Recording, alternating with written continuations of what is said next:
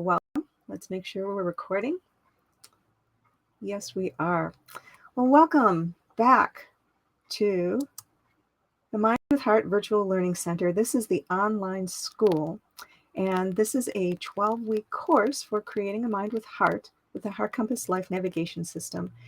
This is the very first lecture, part 1, and I have instructions and a homework assignment for you at the end, so please stick with me to the end.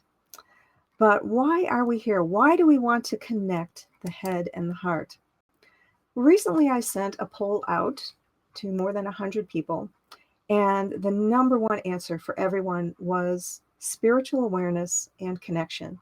And that's perfect because when we connect the head and the heart, we access source, spirit, who we really are. We can get direct inner guidance to deal with any situation, any condition in our life. So that's a great place to begin. And the Life Navigation System is a simple 3-step system. We begin by preparing your brain, and that's what this module is about.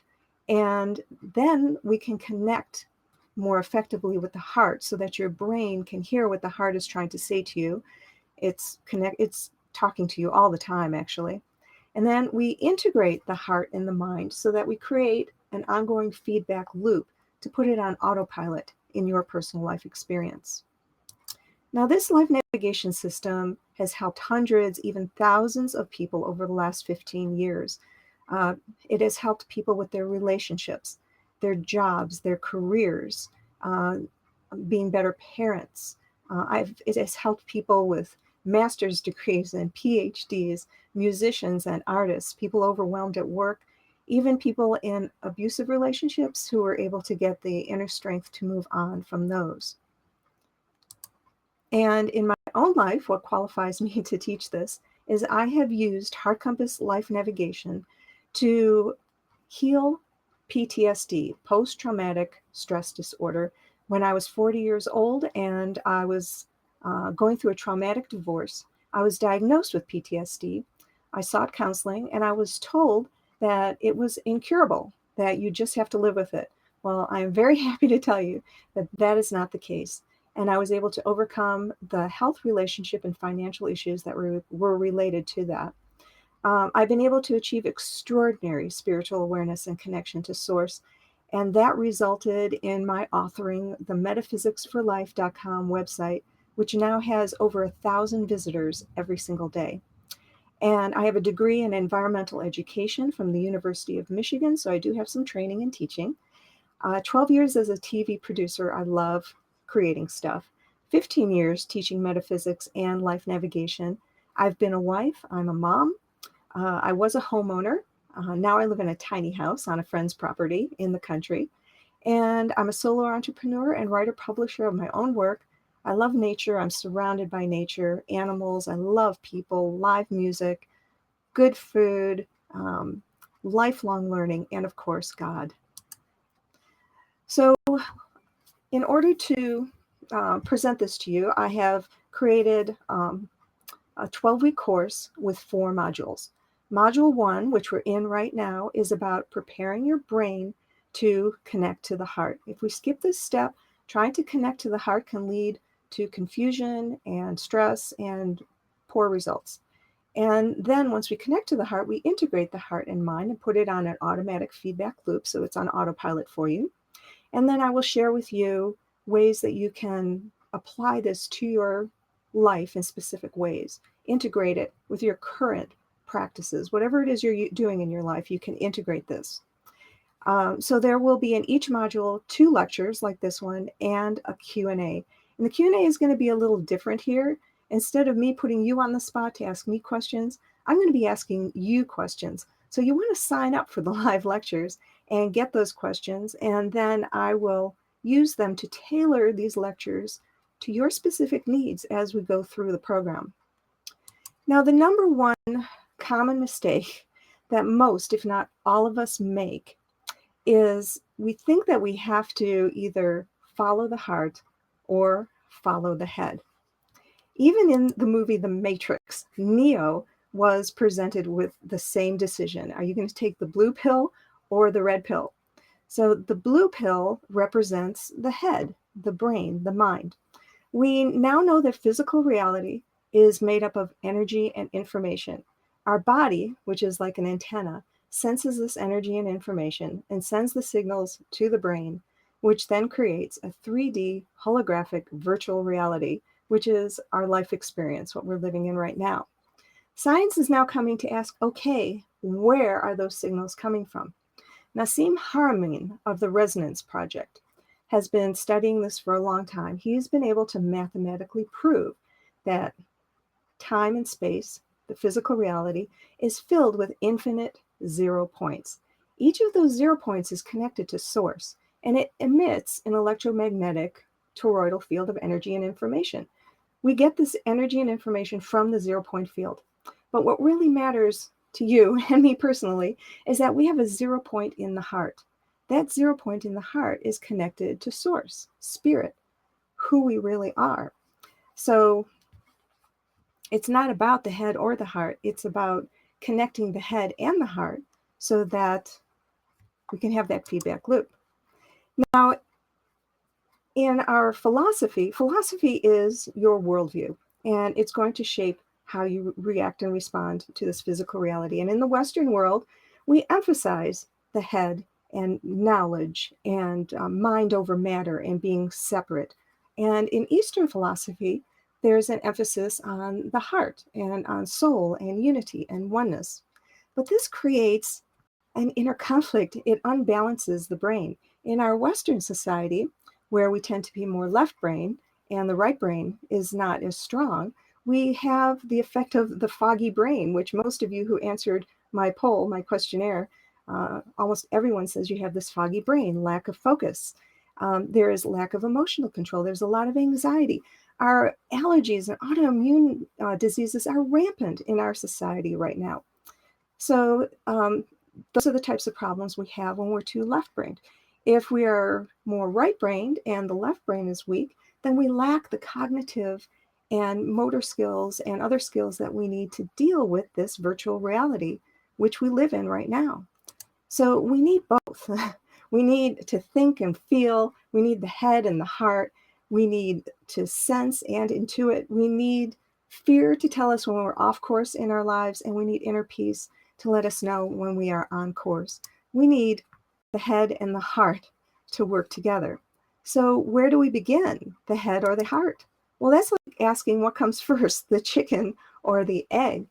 In our current society, we are highly distracted by a lot of technology and time and lots of commitments. So our brains just tend to be really out of balance. And we have a number of techniques that we can use to help bring that brain back into balance. And I'm not going to go into a lot of detail on any of these because you can go online and find out about things like meditation techniques. If you don't have a meditation practice yet, I highly recommend that you start one now. One of the ways that can help you with meditation is to listen to meditation CDs. My favorite brand is Imrama, IMRAMMI. If you go to Imrama Institute, you can learn a lot about your brain and balancing those hemispheres. There's a new product out called Whole Tunes, WHOLE Tunes, and it's music, but it is created at very specific frequencies to heal the brain and the body and to trigger even your genes in certain ways. Nutrition. It's not just about carbs and proteins and fats. You want to eat raw, live, organic, locally grown foods. Live food has photons in it, light, and it also has a form of water, which is H3O2, not H2O, and that is what our cells need for optimum performance. We also need to connect with others, and especially if we're giving and we're helping others, that will help balance our brain. Exercising outdoors, spending time in nature, and go to heartmath.org and learn about the quick coherence technique. Ironically, I found that one of the most effective ways to balance my brain was to use quick coherence and to focus on the heart. With enough practice, you can get to the point where you can just put your hand on your heart, like I can, and it just stills all the thoughts in your mind instantly, like that. The quick coherence technique is simply focusing on your heart, taking a few deep, even breaths, breathing into about the count of 4 or 5, and then breathing out about 5 or 6. And then think of something that you're grateful for or a moment in your life when you were completely content. Okay, and practicing that every day for at least 20 seconds, and 20 seconds per hour is even better, will help start healing and bringing your brain into alignment so that when we connect with the heart in the next module, you will be able to hear accurately what it has to say. But the number one practice that I want you to focus on this week is mindful awareness. Mindful awareness, fortunately, is growing tremendously in popularity. And mindful awareness is just the ability to be able to observe your current life experience in neutral, objective terms. And to practice mindful awareness, usually you begin by focusing on your breath, noticing how that feels going in and out of your body, and then noticing how your muscles feel in your organs, your head, your shoulders, your fingers, your toes. And then we move outside the body to what do you hear? What do you see, taste, or touch?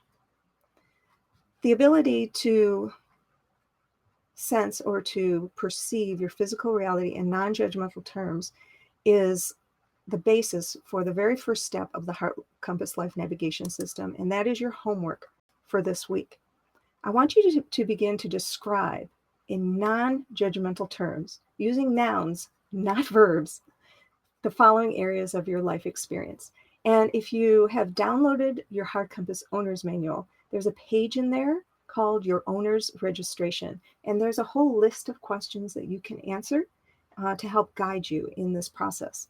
But I want you to describe your health: physical, mental, emotional, and spiritual. And not with verbs, not I'm healthy or I'm sick or something like that, but I weighed myself today and I was, 150 pounds. Or I went to the doctor and my blood pressure is 110/70. Those types of facts. Your home. Where do you live? Are you in an apartment? Do you live in a house? In the country, in the suburbs, in the city? What is it like inside your house? How is it decorated? Just the facts. Relationships, both personal and political. Are you married? Are you single? Do you have children? Are you active in your community? What role do you play in your community? Did you vote in the last election? Did the person that you vote for win or lose? And now in the next lecture, I'm going to show you what to do with what you think and feel about those things. But right now, what I need you to do is to just describe those things in neutral terms. Financial situation, it's more than just money. It's your economy, your job, your business. What resources do you have access to right now? And then your spiritual and religious life. How were you brought up? Was it a religious home? Are you an atheist, agnostic? Are you spiritual but not religious? Have you not really given it any thought? I doubt that. If you're here at this lecture, you probably have.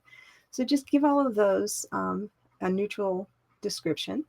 And then next week, I will show you what to do with your thoughts and your feelings about those things. You have to be able to observe from a neutral point of view in order to be able to handle that. So I'm going to leave your homework assignment up here so that you can do that. If you are watching this at the Virtual Learning Center, I want to put something up here for you now. If you want to have lifetime access to this recording, let me put this up right here. You can become a Mind with Heart contributing community member, and that will give you lifetime access to this lesson and all future lessons. Otherwise, this will be up for 1 full week. I come back every Wednesday, make a new lecture. The old one comes down, the new one comes up. So if you do your homework and come back, I will be able to show you what to do with this. If you want to have lifetime access then that will happen. Okay, I see that there are questions here. LaShonda is not hearing me. Okay, I think that happened last time, LaShonda, but the recording did have audio on it. And I think that Cosima, you're here. Can you tell me, Cosima, can you hear me? All right. Okay. Well, that is it for today. I promised that these lectures would be short, 15 or 20 minutes. That's about what this is. And you can come back here, leave questions in the question section, and I will answer those. Also, sign up for the next lecture, and I will be asking you questions and using that in the next recording. So thank you all so much for being here. It's been a pleasure. I look forward so much to the next lecture and getting this whole thing rolling, especially when we get to the part when we start connecting with our heart and getting those answers. It gets really exciting when we get to that point. All right, thank you again for being here, and I will see you next week. Bye for now.